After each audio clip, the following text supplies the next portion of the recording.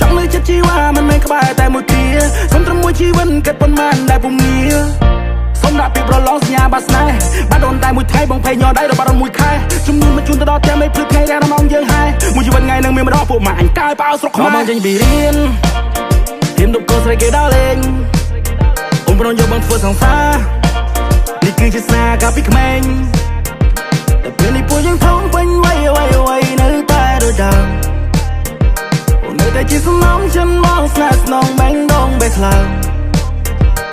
ចប់បរិញ្ញាមានការងារធ្វើដឹកផ្លែឈើចូលផ្ទាំងអូនហើយមកអូនប្រាប់ថាកុំភ័យអ្វីរៀនចាប់ពេលណាអ៊ីលើកូនហើយខ្ញុំប្រឹងសន្សំលើតតែក្រុមនឹងខែទាំងយំយូរណាស់ចង់លើចិត្តជីវ៉ាមិនមែនក្បែរតែមួយគ្រាសុំត្រឹមមួយជីវិតគិតប៉ុន្មានដែលពុំងារ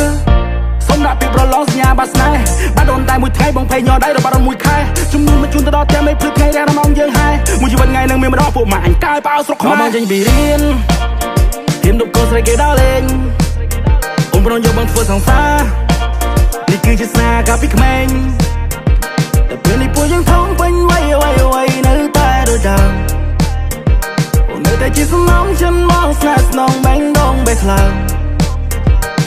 ចប់បរិញ្ញាមានការងារធ្វើដឹកផ្លែឈើចូលផ្ទាំងអូនហើយ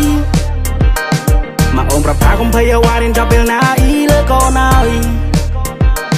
ខ្ញុំប្រឹងសន្សំលើតតែក្រុមនឹងខែទាំងយំយូរណាស់ចង់លើចិត្តជីវ៉ាមិនមែនក្បែរតែមួយគ្រាសុំត្រឹមមួយជីវិតគិតប៉ុន្មានដែលពុំងារ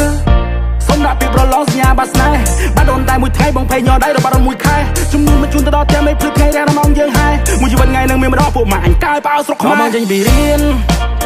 ធៀមដប់កោស្រីគេដល់លេងអូនប្រងយកបងធ្វើសង្សារនេះគឺជាស្នេហ៍កាលពីក្មេងតែពេលនេះពួកយើងធំពេញវ័យនៅតែដូចដើមអូននៅតែជាសំណងចិនមកស្នេហ៍ស្នងបែងដងបែកខ្លាំងចប់បរិញ្ញាមានការងារធ្វើដឹកផ្លែឈើចូលផ្ទាំងអូនហើយមកអូនប្រាប់ថាកុំភ័យអ្វីរៀនចាប់ពេលណាអ៊ីលើកូនហើយខ្ញុំប្រឹងសន្សំលើតតែក្រុមនឹងខែទាំងយំយូរណាស់